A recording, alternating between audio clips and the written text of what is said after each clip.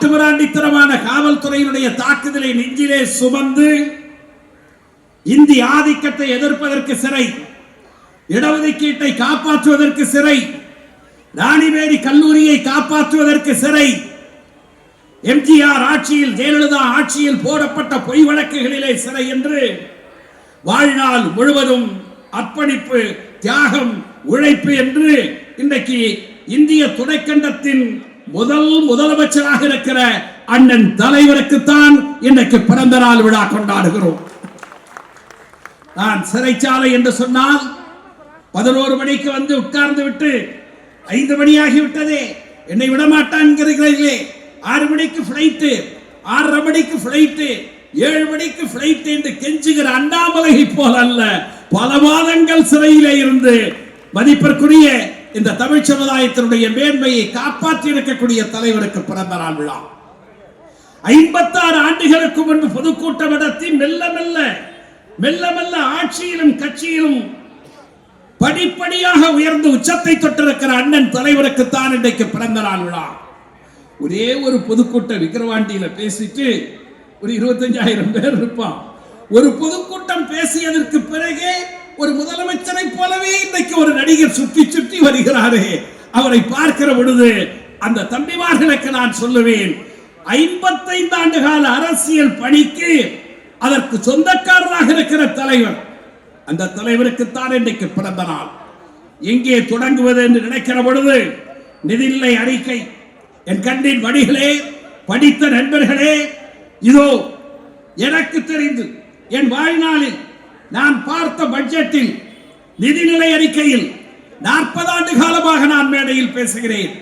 கழகத்தின் கண்ணின் மடிகளே, எனக்கு தெரிந்து எக்கனாமிக் டைம்ஸ் முதல் பக்கத்தில், அதை தொடர்ந்து இந்தியன் எக்ஸ்பிரஸ் முதல் பக்கத்தில், அதை தொடர்ந்து டெக்கன் கிரானிக்கல் முதல் பக்கத்தில், அதை தொடர்ந்து தி ஹிந்து முதல் பக்கத்தில், இந்தியாவில் இருக்கிற தலை சிறந்த ஆங்கில பத்திரிகைகள் எல்லாம் முதல் பக்கத்திலே பாராட்டி இருக்கிற நிதிநிலை அறிக்கையை தந்திருக்கிற அண்ணனுக்குத்தான் இன்றைக்கு பிறந்த நாள் விழா. மாண்புமிகு அமைச்சர் அண்ணன் பெருமதிப்பிற்குரிய கழகத்தின் மூத்த முன்னோடி அண்ணன் ரகுபதி அவர்கள் உரையாற்ற இருக்கிறார்கள். அண்ணாவின் பேச்சை அவர்கள் கேட்டிருப்பார்கள். மாண்புமிகு அமைச்சர் அண்ணன் ரகுபதி அவர்களுக்கு நினைவிற்கு வரும் பேரறிஞர் அண்ணா கடற்கரையிலே பல்லாயிரக்கணக்கானவர்களை வைத்துக் கொண்டு உரையாற்றுகிற பொழுது, உரையாற்றி முடிந்ததற்கு பிறகு வெள்ளை மாளிகை பற்றி பேசுவார், இலக்கியங்களை பற்றி பேசுவார், இந்த நாட்டின் அரசியலை பற்றி பேசுவார்.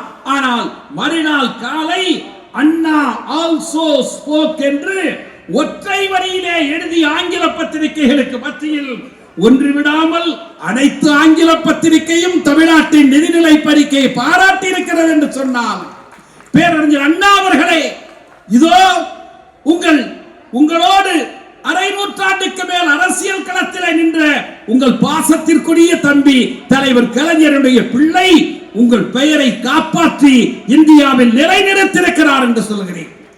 அதற்குள்ளே ஆழமாக சென்று நான் விரிவாக பேசுவதற்கு நேரமில்லை. ஆனாலும் உட்கார்ந்திருக்கிற தாய்மார்கள் எப்படியாவது ஒரு 8:45 எங்களை விட்டுவிட மாட்டார்களா? வீட்டுக்கு போய் கொஞ்சம் கைகால் கழுவிட்டு சிங்கப்பெண்ணே பார்க்கலாமே என்று, அங்க பாருங்க சிரிக்கிறது பாருங்க, எல்லாரும் சிங்கப்பெண்ணே பார்க்கலாமா என்று உட்கார்ந்திருந்தாலும் கூட இந்த நிகழ்ச்சி அப்படிப்பட்ட நிகழ்ச்சி அல்ல. நான் நெடுந்தொலைவு நடந்தே வந்தேன், 1 கிலோமீட்டர். வருகிற பொழுது தாய்மார்களை பார்க்கிற பொழுது பங்கேற்பது என்பது இயல்பு. ஆனால் அவர்கள் அப்படியே ஒரு இறுக்கமா உட்கார்ந்து இருப்பாங்க.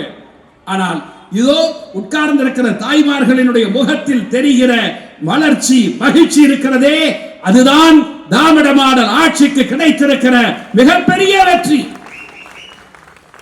உட்கார்ந்திருக்கிற அன்பு சகோதரிகளில் மகளிர் உரிமை தொகை பெற்ற மாண்புமிகு முதல்வருடைய சகோதரிகள் உட்கார்ந்திருக்கிறீர்கள். கட்டணமில்லா பேருந்து பயணம் ஒரு தொகுதிக்கு கிட்டத்தட்ட 50,000 பேர் பயனடையக்கூடிய கட்டணமில்லா பேருந்து பயணத்திலே பயணிக்கக்கூடிய தலைவர் முதல்வர் அண்ணன் ஸ்டாலினின் சகோதரிகள் உட்கார்ந்திருக்கிறீர்கள்.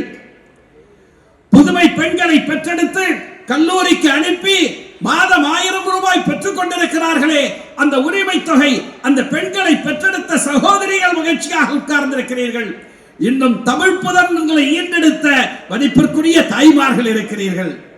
மதிப்பிற்குரிய சகோதரிகளே, உட்கார்ந்திருக்கிற கழகத்தின் கண்ணின் மடிகளே, தமிழ்நாட்டில் அல்ல இந்தியாவில் சொல்லுவது நான் அல்ல, இந்து பத்திரிகை சொல்லுகிறது, தலையங்கம் தீட்டுகிறது. இந்திய துணைக்கண்டத்தில் 180 விழுக்காடு பெண்களின் அன்பையும் ஆதரவையும் பெற்ற ஒரே தலைவர் வணக்கத்திற்குரிய மாண்புமை முதல்வர் ஸ்டாலின் அவர்கள் என்று இந்து பத்திரிகை சொல்லுகிறார். நான் அன்போடு உங்கள் மத்தியிலே வைக்கக்கூடிய செய்திகள் என்ன தெரியுமா? தமிழ்நாட்டில் எதிர்க்கட்சி ஒன்று இருக்கிறதா என்றால் இல்லை. தமிழ்நாட்டில் ஆளுங்கட்சியும் திமுக தான், எதிர்க்கட்சியும் திராவிட முன்னேற்ற கழகம் என்கிற நிலைமை உருவாகி இருக்கிறது. எங்கே இருக்கிறார் எடப்பாடி? புதிய கல்விக் கொள்கை, அதன் தொடர்பாக இருக்கக்கூடிய மும்மொழி கொள்கை, அதன் தொடர்பாக திணிக்கப்படுகிற இந்தி, அதோடு ஒட்டி உறவாடி நம்மை சீர்குலைக்க நினைக்கிற சமஸ்கிருதம், இதை எதிர்ப்பதற்கு எதிர்க்கட்சி தலைவர் எடப்பாடி தயாரா? மூச்சு விடுகிறாரா? இல்லை. 39 நாடாளுமன்ற உறுப்பினர்கள் கண்ணின் மணிகளே, அந்த 31 குறை இருக்கிறதே, அதை எதிர்த்து பேசுவதற்கு அவர்கள் தயாராக இருக்கிறார்களா?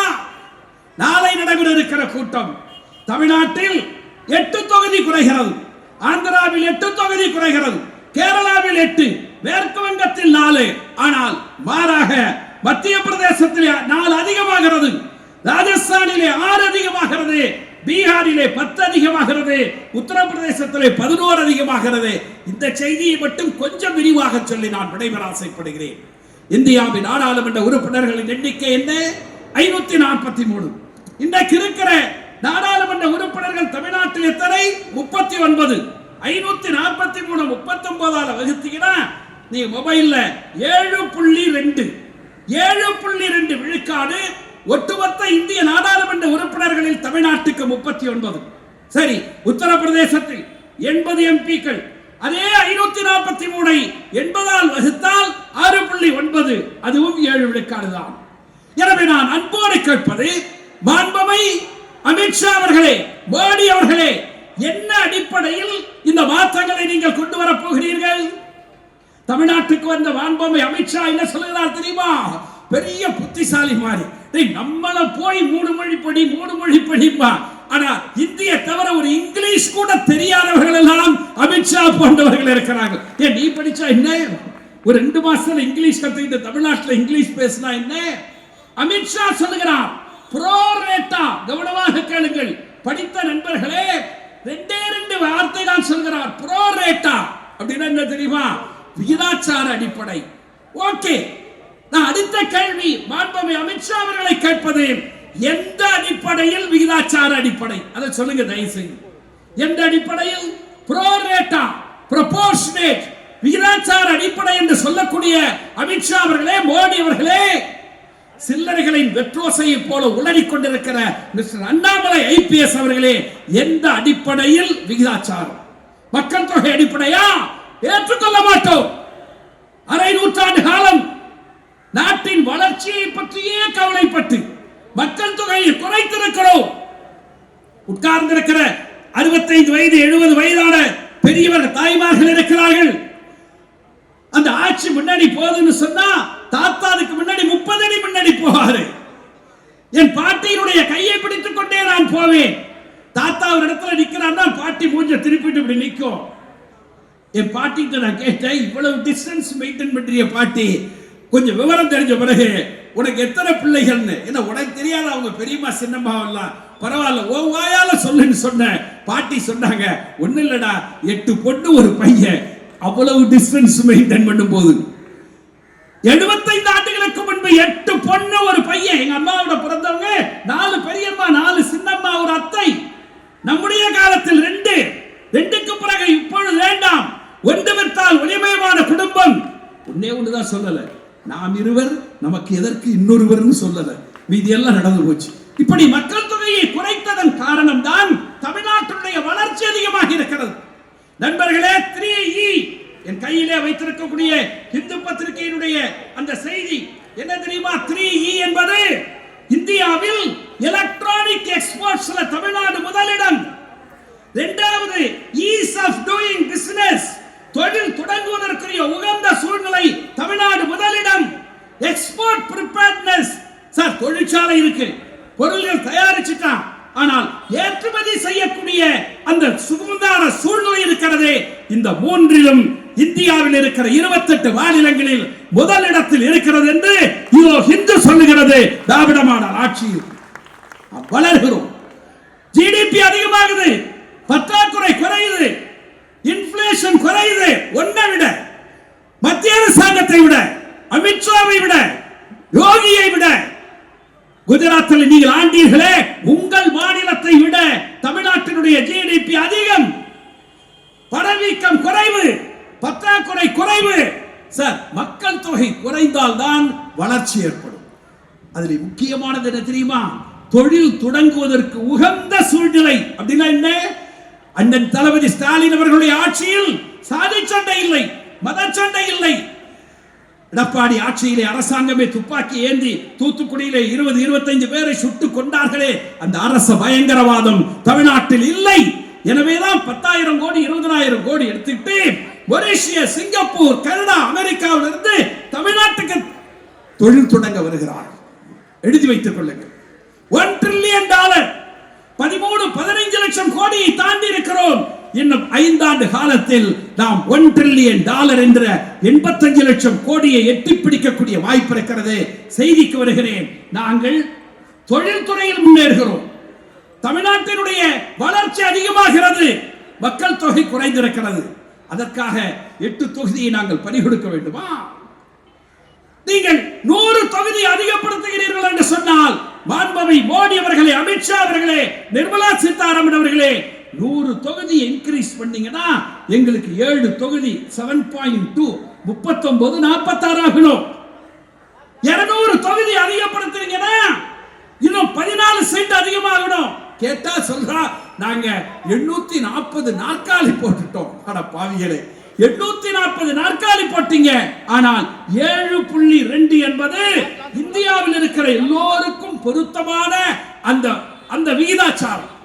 மக்கள் தொகை அடிப்படையிலே 9 தொகுதியை விடுவதற்கு நாங்கள் தயாரில்லை என்று சொல்லி, இதோ அகிலம் போற்றும் தலைவராக இன்றைக்கு இருக்கிற மாண்புமிகு அண்ணன் ஸ்டாலின் அவர்கள் நாளை இந்தியாவில் இருக்கிற தலைவர்கள் எல்லாம் ஒருங்கிணைத்து அதற்கு நிகழ்ச்சியை நடத்துகிறார். மோடி அவர்களே, இனி உங்களுக்கு உறக்கம் இல்லை, உங்களால் உறங்க முடியாது. இது சாதாரண எழுச்சி அல்ல, இந்தியா முழுவதும் ஏற்பட்டிருக்கிற எழுச்சி.